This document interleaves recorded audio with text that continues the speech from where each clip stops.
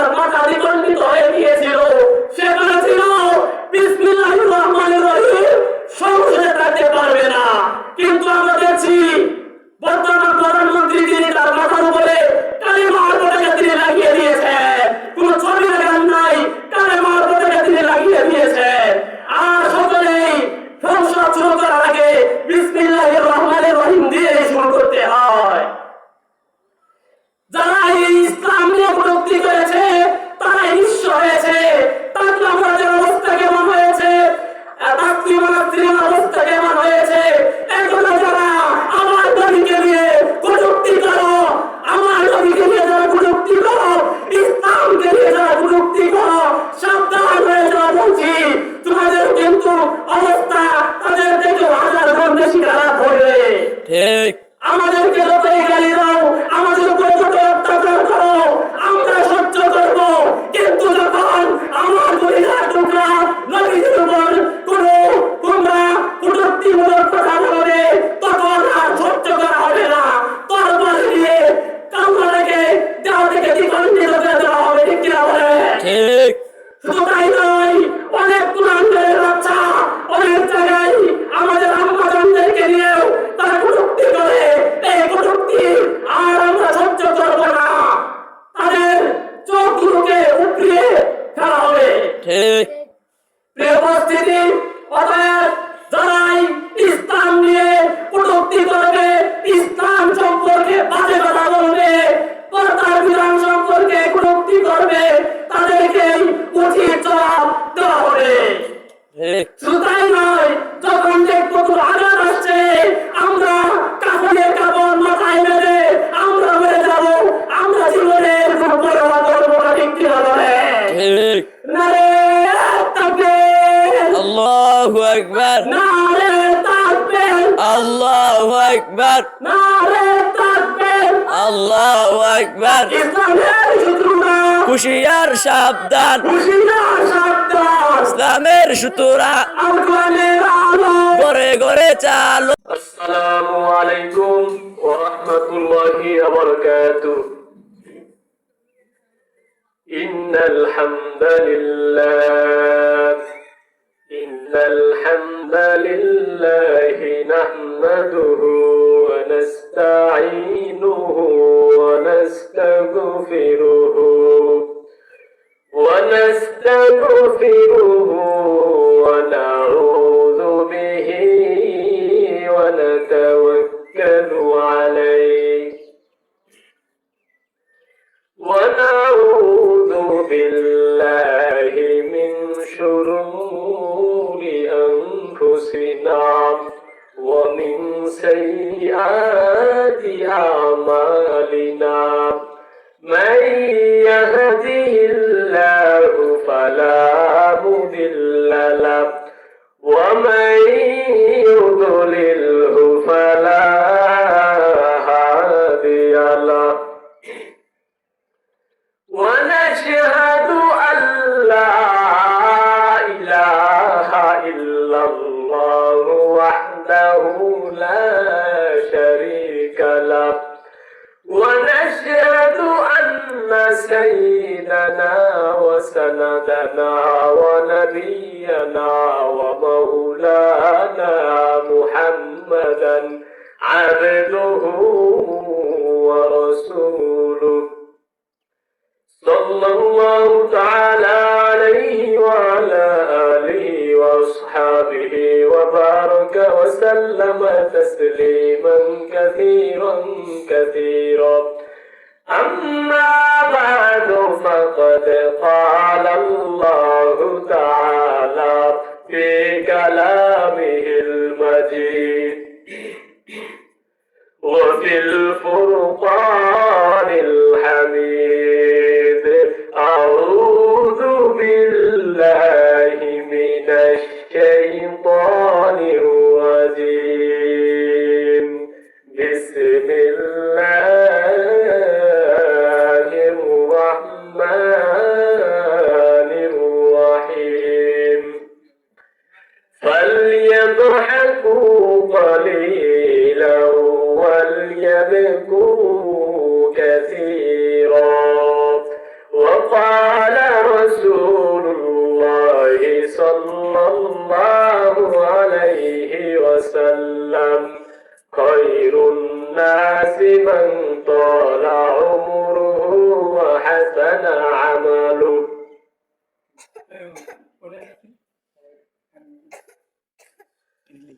صدق الله العظيم আমরা আল্লাহ রাব্বুল আলামিনের দরবারে হাজার কোটি শুকরিয়া আদায় করে নেই যে মহান মালিক আমাদেরকে ঈদুল ফিতরের দিন পর্যন্ত আমাদেরকে হায়াত রেখে আজকের এই ঈদের নামাজ পড়ার মতো যে আল্লাহ রাব্বুল আলামিন ব্যবস্থা করে দিয়েছেন সেই মহান মালিকের প্রতি হাজারো কোটি শুকরিয়া আদায় করে নেই। সকলেই বলি আলহামদুলিল্লাহ। আলহামদুলিল্লাহ। তারই সাথে সাথে ওই মহামানবের প্রতি দুরূদ ও সালাম পাঠ করে নেই যে মহামানব এই দুনিয়াতে আসার পর অশান্ত দুনিয়াটা শান্ত হয়েছিল, দুনিয়ার দিশাহারা মানুষগুলো দিশা পেয়েছিল। সে রাসূল আকরাম সাল্লাল্লাহু আলাইহি ওয়াসাল্লামের প্রতি দুরূদ পাঠ করে নেই। সকলেই বলি সাল্লাল্লাহু আলাইহি ওয়াসাল্লাম। সম্মানিত ভাইয়েরা, প্রিয় উপস্থিতি, আজকে পবিত্র ঈদুল ফিতর নিয়ে আলোচনা করা দরকার। প্রিয় উপস্থিতি, আল্লাহ রাব্বুল আলামিন বছরে দুইটা ঈদের ব্যবস্থা করে দিলেন। আর সেই ঈদগুলোর মধ্যে আমাদের যে মূল বিষয় সেটা হচ্ছে আমাদের ঈদের নামাজ। সারা বছর আমরা নামাজ পড়ি, পাঁচ ওয়াক্ত নামাজ, জুমার নামাজ, তারপর আল্লাহ রাব্বুল আলামিন কেন আমাদেরকে এই বছরে দুইটা ঈদের নামাজের ব্যবস্থা করে দিলেন? অতিরিক্ত 6 তাকবীরের সাথে 2 রাকাত নামাজ আদায় করা আমাদের প্রত্যেকের উপর আল্লাহ রাব্বুল আলামিন ওয়াজিব করে দিয়েছে। কেন আমাদের উপরে আল্লাহ রাব্বুল আলামিন বছরে আবার 6 তাকবীরের সহ অতিরিক্ত 6 তাকবীর সহ দুইটা ঈদ পালন করা আমাদের উপর ওয়াজিব করে দিয়েছেন? প্রিয় ভাইয়েরা আমার, প্রিয় উপস্থিতি, আল্লাহ রাব্বুল আলামিন তার বান্দাদেরকে সৃষ্টি করার পর তাদেরকে দুনিয়াতে প্রেরণ করেছেন। শুধু তাই নয়, দুনিয়াতে প্রেরণ করেছেন তার গোলামি করার জন্য। আল্লাহ রাব্বুল আলামিন মানুষ এবং জিনদেরকে সৃষ্টি করেছেন তার গোলামি করার জন্য। আমরা সারা বছর আল্লাহ রাব্বুল আলামিন গোলামি করি, আবার দুইটা ঈদের মধ্যে আমাদেরকে নামাজ আদায় করতে হবে, ওয়াজিব করে দেওয়া হয়েছে। এর কারণ হচ্ছে ভাইয়েরা আমার, আল্লাহ রাব্বুল আলামিন তার বান্দাদেরকে সৃষ্টি করেছে, আর সেই বান্দাদেরকে একসাথে এক কাতারে কাঁধে কাঁধ মিলিয়ে কাতারবদ্ধ হয়ে তারা আল্লাহ রাব্বুল আলামিনের গোলামি করবে। আমার আল্লাহ রাব্বুল আলামিন সেটা বড়ই ভালোবাসেন। এই কারণে সপ্তাহে একটা করে জুমার ব্যবস্থা করে দিলেন আল্লাহ রাব্বুল আলামিন। কারণ এই জুমার মধ্যে এলাকার সকল মানুষ একসাথে হয়ে সৃষ্টিকর্তা মহান মালিক, সাত আসমানের মালিক, সাত আসমানের সৃষ্টিকর্তা মহান মালিকের কুদরতি পায়ে লুটিয়ে পড়ে সিজদা করে সেই মহামালিকে এই নিয়ামতগুলোর শুকরিয়া আদায় করে। প্রিয় ভাইয়েরা আমার, প্রিয় উপস্থিতি, এমনই কথা আল্লাহ রাব্বুল আলামিন ঈদের ব্যবস্থা করে দিয়েছেন। কেননা সারাটা বছর অনেক মানুষ বাড়িতে থাকে না, বিদেশ থেকে অনেক মানুষ অনেক দূরে চলে যায় চাকরি বাকরি করার জন্য।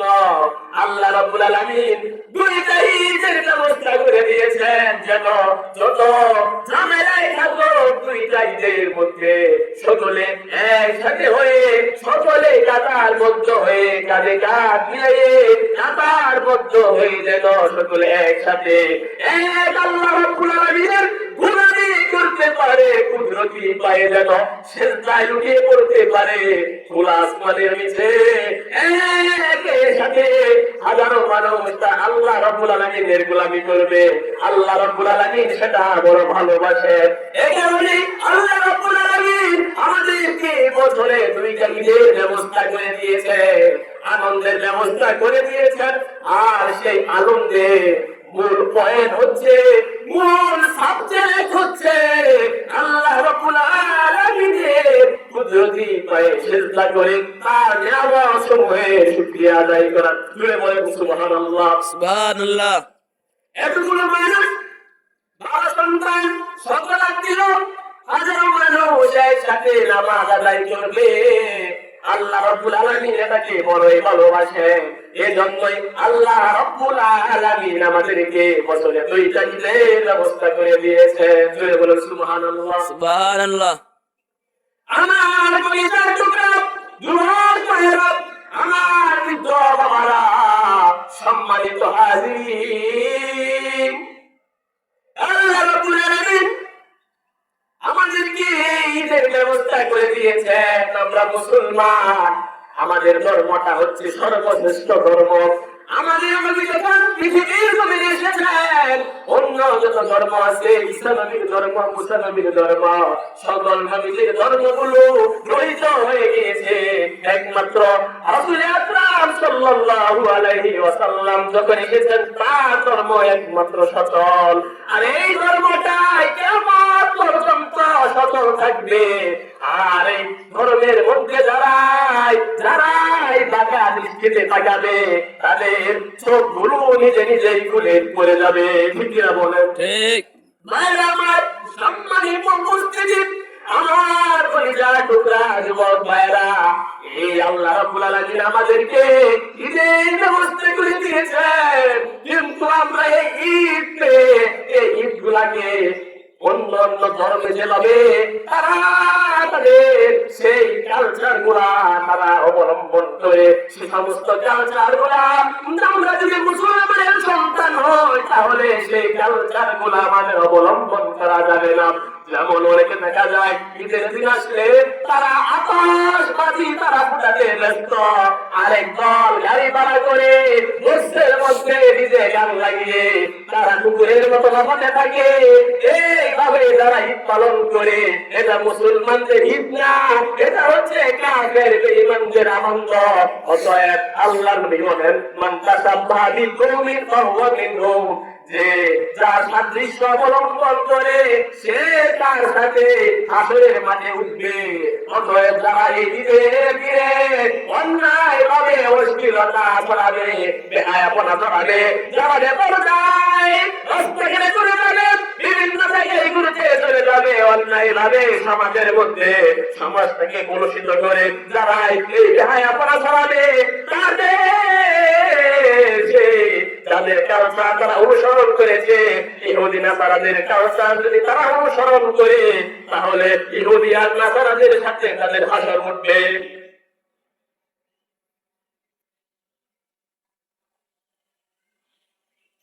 ইহুদি নাসারাদের সাথে হাসরের মধ্যে উত্থিত হয়ে জান্নাতের আশা করাটা বড়ই কঠিন। কারণ তাদেরকে যখন জাহান্নামে দেওয়া হবে, তাদের সাথে তো আমাদেরকেও জাহান্নামে পাঠিয়ে দেওয়া হবে। অতএব ইহুদি নাসারা বেঈমান কোন কাফের কোন মুসলিমের আচরণ অনুসরণ করা যাবে না। অনুসরণ করতে হবে সর্বশ্রেষ্ঠ ব্যক্তি, পৃথিবীর মধ্যে সর্বসত্যবাদী, সবচেয়ে বেশি যিনি সত্যবাদী, সর্বশ্রেষ্ঠ সাইয়্যিদুল আম্বিয়া, ইমামুল আম্বিয়া রাসূল আকরাম সাল্লাল্লাহু আলাইহি ওয়াসাল্লামের আদর্শ যদি আমরা অবলম্বন করতে পারি, তাহলে আমরা কামিয়াব হয়ে যাব। আল্লাহ নবী বলেন, যে ব্যক্তি আমাকে মহব্বত করলো, যে ব্যক্তি আমার সুন্নতকে ভালোবাসলো, সে আমাকে ভালোবাসলো, আর যে আমাকে ভালোবাসবে সে আমার সাথে জান্নাতে থাকবে। সুবহানাল্লাহ, সুবহানাল্লাহ।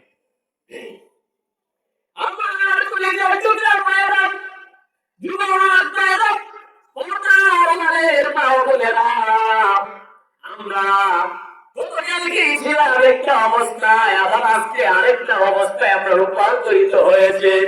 কালকে যেমন ছিলাম, কালকে হাজারো খাবার সামনে থাকলেও আমরা কেউ খেতে পারতাম না। যত আইটেমের খাবার থাকুক না কেন, সেই খাবার গুলো আমাদের জন্য বৈধ ছিল না, হালাল আল ছিল না। দিনের বেলা সূর্য থেকে নিয়ে সেই সূর্যাস্ত পর্যন্ত আমাদের খাবার খাওয়া হারাম ছিল, কিন্তু আল্লাহ রাব্বুল আলামিন কি নিয়ম করে দিলেন, আজকে এমন কুরবানি ঈদে পরের 3 দিন মোট 5 দিন রোজা রাখা ইসলামে নিষিদ্ধ।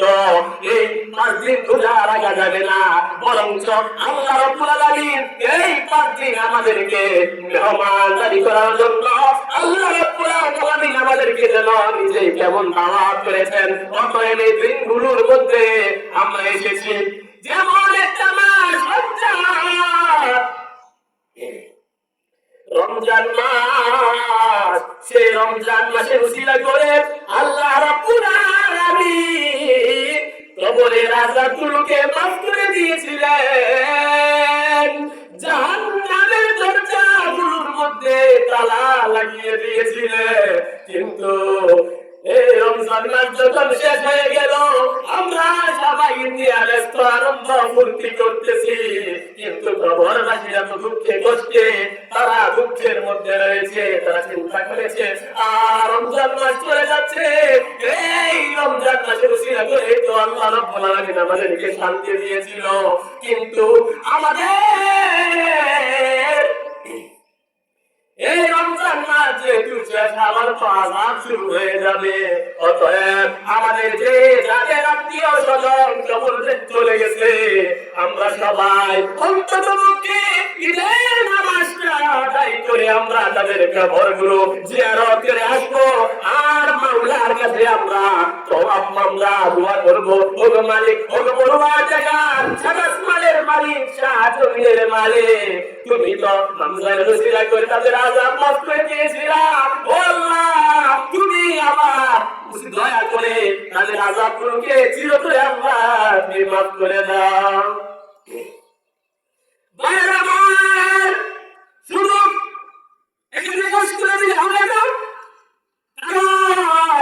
যারা কবরে হয়েছে তারা তো হয়েছে, আমরা যারা পৃথিবীর বুকে এখনো বেঁচে আছি, আমরা যারা এখনো পৃথিবীর বুকে, আমরা যারা এখনো বিচরণ করতেছি, যে কোনো সময় আমাদের ডাক চলে আসতে পারে।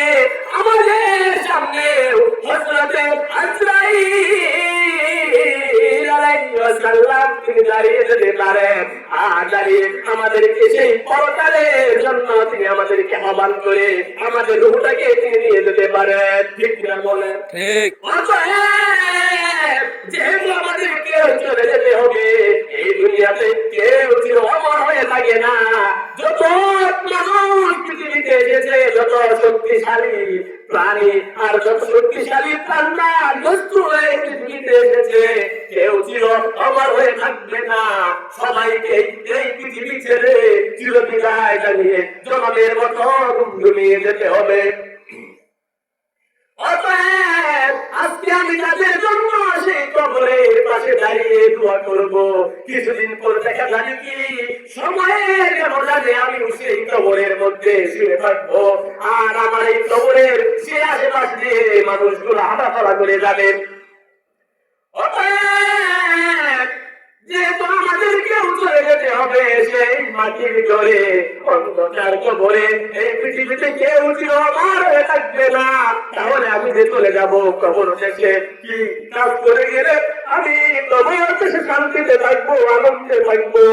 আল্লাহ রাব্বুল আলামিন আমার কবরের সাথে জান্নাতের একটা কানেক্ট করে দিবেন, আর সেই জান্নাত থেকে আমার কবরে আলো বাতাস আসতে থাকবে। আমার কবরে মাটির ব্যবস্থা হবে, কি এমন কাজ করলে সেই কাজগুলো খুঁজে বের করে করে করে আমাদের করতে হবে। ঠিক কিনা বলে? ঠিক। আমার যুবক ভাইয়েরা, বৃদ্ধ বাবারা, সম্মানিত উপস্থিতি, মুহতারাম হাজিরিন, কে কখন চলে যায় কেউ জানে না, কার আয়াত কখন শেষ হবে একমাত্র একজনই জানে, তিনি হলেন আল্লাহ রাব্বুল আলামিন। অতএব আমি কি আজকে বাঁচবো না মরে যাবো আমি জানি না, এক সেকেন্ডের কোনো গ্যারান্টি নাই। কে কখন চলে যাবে এই পৃথিবী থেকে কেউ জানে না, একমাত্র জানেন আল্লাহ রাব্বুল আলামিন। অতএব আমাকে চলে যেতে হবে।